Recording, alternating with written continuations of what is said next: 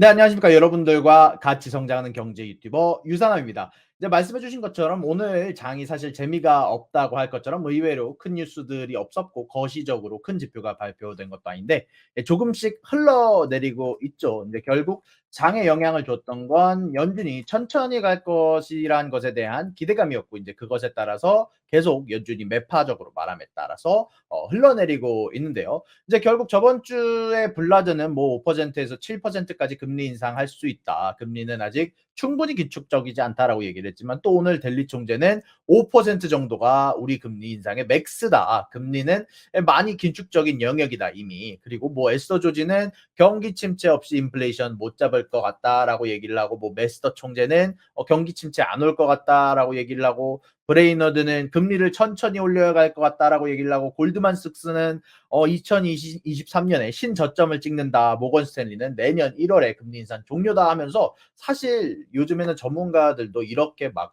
이야기가 나뉘는 적이 사실 저도 본 적이 거의 없는 것 같아요. 이제 저도 오늘은 금리를 덜 올릴 것 같은데 하다가 내일은 금리를 더 올릴 수도 있을 것 같은데 하고 이렇게 여러 이야기가 이제 계속 나뉜단 말이에요.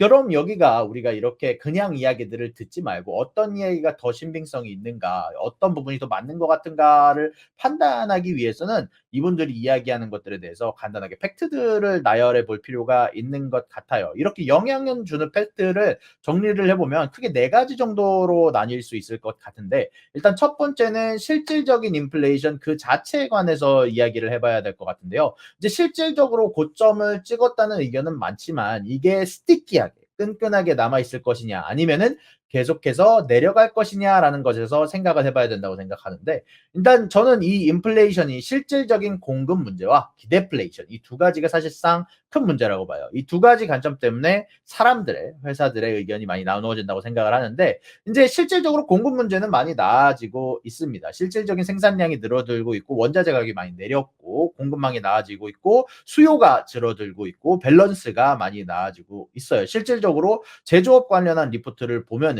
계속해서 인터뷰가 지금 당장 우리의 공급이 많이 나아지고 있고 제조가 들어오는 게 제조 오더가 들어오는 게 낮아지고 있다. 이제 PPI도 그것에 따라 낮게 나와지면서 앞으로 나올 CPI에 관해서 이제 좋은 전망을 많이들 내놓게 됐거든요. 그리고 달러 강세도 의외로 많이 꺾이지 않으면서 CPI가 나쁘지 않게 나올 가능성이 높은 것 같습니다. 오늘 유가에 관해서도 유가가 오늘 5일 생산량을 늘릴 수 있을 것 같은데라는 맨 처음에 기대감으로써 나온 것처럼 달러도 아니 오일 가격도 의외로 계속해서 내려가지고 있어요. 이제 그럼에도 불구하고 인플레이션에 대해서 우리가 생각해야 되는 부분이 다른 부분이 존재합니다. 기대플레이션. 인제 이 기대플레이션은 만약에 인제 내가 사과를 샀다면 내가 사는 사과가 다음 달에 오를 거라고 알고 미리 알고 있다면 기대하고 있다면 이번 달 사과는 시장의 수요가 몰려서 사람들이 다음 달에 오를 거라는 기대감만으로 사람들의 수요가 몰려서 사과 가격이 지금 당장 오르게 됩니다. 이게 재미난 게 시장이 사과가 오를 거라고 기대하는 것만으로도 기대플레이션으로 사과 가격이 오르게 되는 거죠. 근데 저는 이게 사실상 연준이 왜 매파적으로 보여야 하는지와 크게 관련이 있습니다. 자, 이게 바로 두 번째죠. 이제 자산 상승의 심리라고 하는데요. Fear of missing out이라고 하죠. FOMO라고 하는데 자, 연준이 비둘기로 피봇할 거라고 생각을 한다면 요즘 시장은 정보의 전달 속도가 너무 많아요. 이런 것에 대해서 해석을 해주시는 분들도 많고 그러다 보니까 피봇할 거라고 생각하는 발언이 하나라도 발표가 되면 장에 실시간으로 하나씩 하나씩 빠르게 반영이 됩니다. 오늘 메리델리 총재가 발언한 것만으로도 장에 큰 영향이 있었던 것처럼 발언 하나하나에 모든 투자자들이 의견이 집중되게 돼요. 그럼 연준이 비둘기야? 돈 풀겠네. 자산 가격 오르겠네. 그것만으로도 자산 가격이 올라서 인플레이션이 올라요. 그게 바로 기대플레이션입니다. 그래서 많은 사람들이 이 인플레이션이 끈적끈적할 거다. 잡기 어려울 것 같다라고 얘기를 하는 거예요.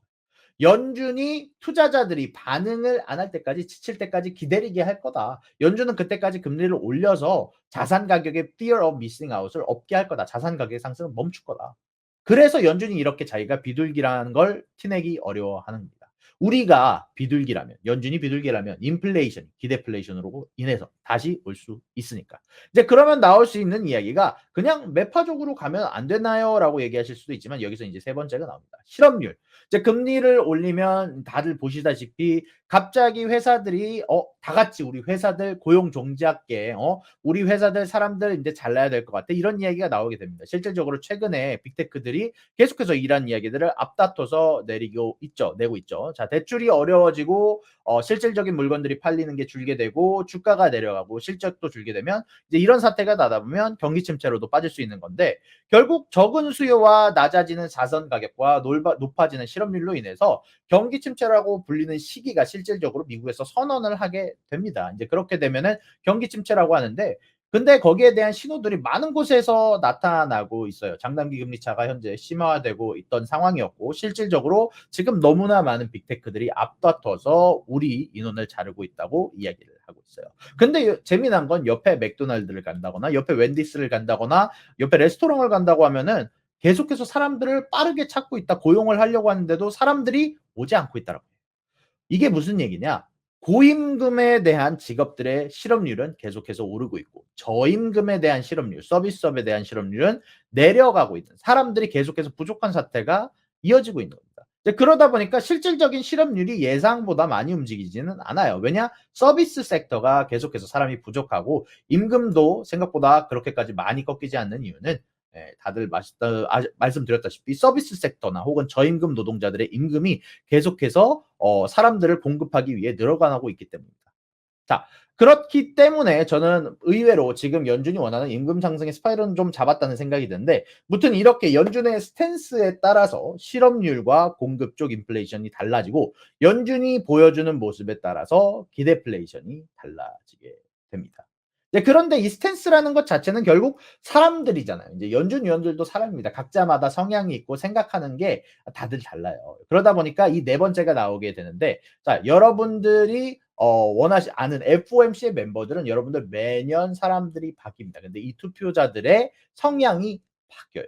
자, 다음에 투표에서 빠지는 인원은 메스터, 블라드, 조지, 콜린스 위원들이 빠지는데, 이 중 콜린스 위원을 제외하고는 사실 다들 매파적인 인물로 유명하죠. 메스터 총재, 블라드 총재, 조지 총재는 아주 매파 오브 더 매파로 유명하신 분들입니다. 근데 이 세 분은 빠지는 걸로 되고요. 새로 들어오는 인물은 카시카리, 은퇴 예정의 에반스, 하커 그리고 로건인데요. 이 중 카시카리, 에반스는 애초에 비둘기적인 인물이고요. 하커 총재도 최근의 발언을 봤을 때는 "최근에 우리는 너무 금리를 높였다. 금리를 너무 높였다가 다시 내리고 싶지 않다. 큰 금리 인상은 싫다. 실업률을 생각해 봐야 한다."라고 이야기했던 만큼, 사실 원래 매파적인 인물로 구분이 됐었지만 비둘기로 최근에 돌아선 것으로 구분이 되고요. 그리고 로리 로건 총재 같은 경우도 많은 매체에서 중립으로 평가되는 걸 보면, 내년 FOMC 멤버는 지금의 의견 기준으로 본다면, 각자 의견 기준으로 본다면 지금 현재보다는 비둘기적으로 구성될 확률이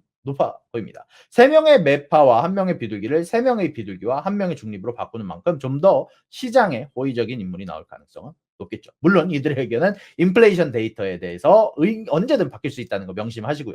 자, 그럼 다시 정리해서 이 네 가지를 말씀을 드렸는데, 연준의 금리를 결정할 네 가지, 최종 금리를 결정한 네 가지는 결국 실질 공급으로 인한 인플레, 두 번째 기대플레이션으로 인한 자산 가치 상승, 세 번째 실업률과 경기 침체, 네 번째 실질 멤버들의 성향, 이 네 가지에 집중해서 보시면 왜 각자 다른 애널리스트들이, 다른 회사들이 서로 다른 의견을 가지고 있고 각 회사들이 어떤 거에 더 비중을 두는지 알아보시면 좀 더 여러분들이 풍부한 지식으로 투자를 하실 때 도움이 될 거라고 생각이 듭니다. 그러니까 연준의 행방을 예측하는 얘기를 들으시면, 이번 주에 나올 연준의 회의록을 들으시면 이래서 이 연준 위원이 계속해서 매파적으로 얘기를 하는구나. 이 연준 위원은 결국 내년에 빠질 텐데 매파적으로 이야기하는 건 크게 신경 안 써도 되겠구나. 이런 부분들을 여러분들이 생각하면서 들으시면 여러분들의 투자가 좀 더 풍부해질 수 있을 거라고 생각이 듭니다. 그리고 오늘 마지막으로 최근에 나온 회사별 이야기를 몇 가지 조금만 더 다뤄보도록 하겠습니다. 이제 디즈니 이야기는 이미 여러분들 일부에서 들으셨던 것처럼 2005년부터 2020년까지 CEO를 역임했었던 아이거 CEO가 돌아오면서 주가가 껑충 뛰었습니다. 이제 반대로 비욘드 밋 관련해서는 악재가 있었는데요. 이제 현재 공장에서 안 좋은 박테리아가, 곰팡이가 발견되는 횟수가 늘었다는 게 internal document, 회사 내부의 문서로 작성되었다는 제보가 나오면서 비욘드 밋이 살짝 하락하는 결과가 나왔는데요. 의외로 많이 하락하지는 않으면서 주가를 마감했는데, 이제 요거에 관해서 좀 얘기를 해드리면, 인플레이션이 심화가 되면서 이제 비싼 식물성 고기가, 사실 뭐 고기 맛 자체도 사실은 동물성 고기가 사실 더 맛있다는 이야기가 많은데, 이런 비싼 식물성 고기가 예전만큼 팔리지 않으면서, 인플레이션으로 사람들이 힘들어하면서 수요가 줄면서 공장이 제대로 돌아가지 않으면서 일어난 일로 추측이 되고 있습니다. 다만 요 뉴스에 관해서 현재 회사는 충분 더 이상 코멘트하지를 않았고요. 자, 그리고 마지막으로 그레이스케일과 여러분들 다들 아시는 제네시스가 사실 자매 회사다 보니까 그레이스케일도 코인베이스도 많이 힘들어하지 않는다는 의견들이 있는데, 일단 기본적으로 두 회사 다 SEC에서 규제를 받는 만큼, 그레이스케일이나 뭐 아니면은 뭐 코인베이스 둘 다 SEC 규제를 받는 만큼, 저는 개인적으로 뭐 FTX나 여러 회사 내부의 자금 문제에 대해서는 조금 더 자유로울 것이라는 생각을 해요. 아마 이 두 회사가 파산으로 이르는 길은 굉장히 어렵지 않을까라고 개인적으로 생각을 하고 있고, 대부분의 애널리스트들도 당분간 장에 대해서는 영향은 받겠지만 아마 파산까지는 가지는 않을 것 같다는 게 대부분의 정론으로 받아들여지고 있는데, 무튼 저는 여기까지 유튜버 유사남이었고요. 여러분들의 의견 코멘트와 채팅창에 꼭 남겨주시길 바라면서, 저는 여러분들께 여기서 인사드리도록 하겠습니다. 여러분들, 여기까지 유저지에 사는 남자, 유익한 정보를 사랑하는 남자 유사남이었습니다. 감사합니다.